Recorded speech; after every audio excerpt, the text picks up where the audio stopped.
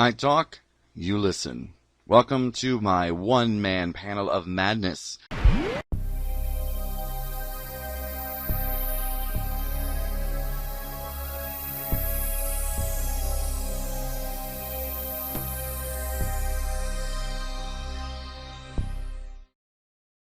Hey everyone, it's Dr. Jiahu, and I really hope you're still staying indoors, safe, listening to a lot of podcasts, watching movies, reading books, comic books, whatever.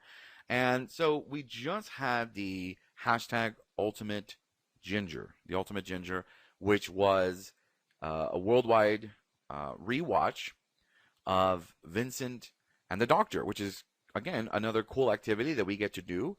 And this time joined by Matt Smith himself, Karen Gillan, Tony Curran, who played Vincent, and Bill Nye, who was also in the movie. He was the sort of curator, but he was also Victor in Underworld, which is really cool. And he was also in Shaun of the Dead. I really liked him, man. I like his voice. Of course, he had the really nice bow tie in the episode. So it was nice, again, to catch up with a bunch of fans and rewatch the episode that, for me, is what made me accept, I guess, Matt Smith's 11th Doctor.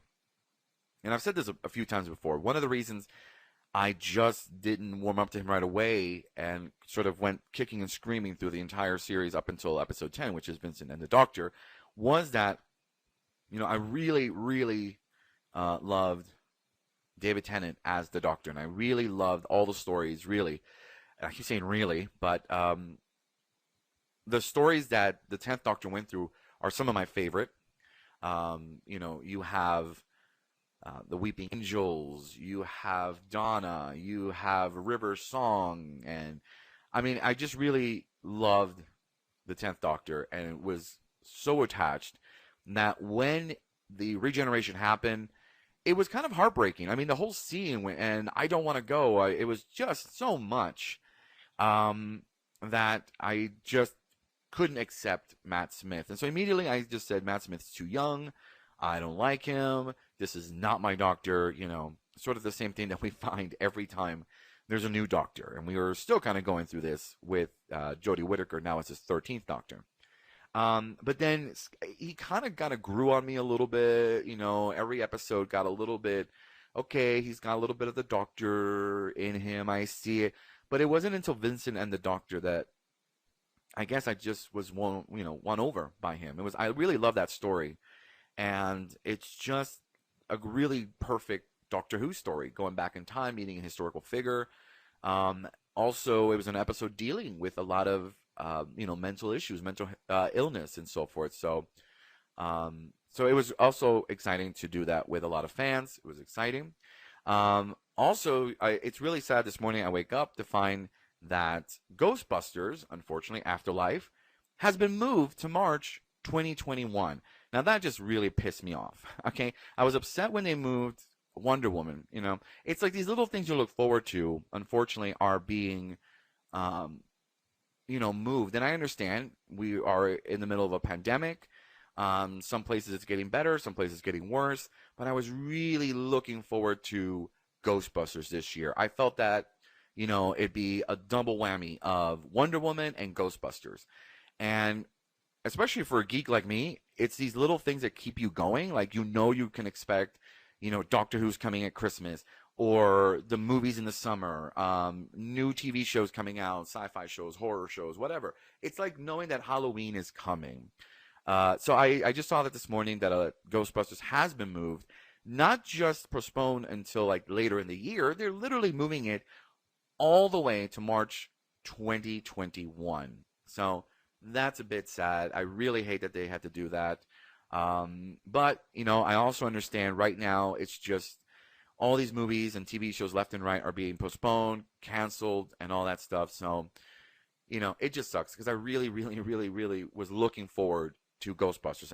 It was like the number one thing. I grew up with Ghostbusters in the 80s. I'm a product of watching the real Ghostbusters cartoons on Saturday mornings. I remember even the second movie when it came out, all the deals that the different restaurants had. I think it was actually Kentucky Fried Chicken had some kind of deal where you got like a mug with Ghostbusters or something like that. So, the last Ghostbusters movie they did, it wasn't terrible for me. I mean, it wasn't like, oh my goodness, sweet baby Yoda, this is just terrible.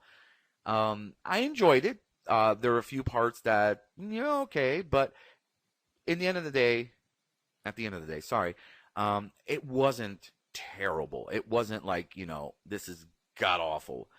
It had some exciting parts. Holtzman, obviously, for me, was my favorite character. Did it have the magic of the original? Of course not. It's never going to have the original, that magic that Bill Murray and, just everybody from the original movie, attributed to some sort of aspect to that movie that made it so much fun and magical. Dan Aykroyd. It's just, I don't know if we're going to capture that again. So when I knew Ghostbusters Afterlife was coming, and of course, directed by a Reitman, so we'll see. Ivan Reitman's son. Can't remember his first name right now, but I know it's a Reitman. I was excited, and I really, really looking forward to seeing it. And now I have to wait another year. It's that's what the thing is. It's not just a few months. Like, I know Wonder Woman will come out in a few months. Great, we'll get to see it. Awesome. But now we're literally having to wait another year. So I don't know if it was just they'd never finished post production or what have you. So hey, something else to look forward to in 2021, seeing as how 2020 has become the year of coronavirus. So that's just some exciting stuff that I've been dealing with and working with here. Excited to also have partaken in the Tank Girls anniversary watch again with Lori Petty and Rachel Talalay, who is my favorite Doctor Who director. So it was cool to be able to watch the movie with them. Tank Girl was a kind of a cool movie, I think, when I was younger in my teens, just because it was rebellious. And later on, I kind of just let it slip to the wayside. And I remember when I did meet Rachel Talalay at Gallifrey One, it was cool to talk to her about that and about also Nightmare on Elm Street, which she originally was a line producer, eventually became a director of. It was kind of cool because those were two movies that I remember seeing in my younger days. But, it's one of those movies that I kind of like, okay, I'll watch every now and then, because it also has Malcolm McDowell, who I really love from A Clockwork Orange, and of course, as Soren in Star Trek Generations, which apparently we learned yesterday through a live tweet that he had just finished doing Star Trek Generations when they started working on Tank Girl. So, yeah, 90s, I remember. Anyways, that's all for today's segment of my sci-fi and horror rambles. Please keep listening, subscribe, and I will try to keep doing more shows weekly. And, of course, try to bring some interesting stuff to ramble about. So, all right, I will see you all next time. Stay safe. Social distancing. Let's get through this together so that we can actually start enjoying the outer aspects of life. All right, bye.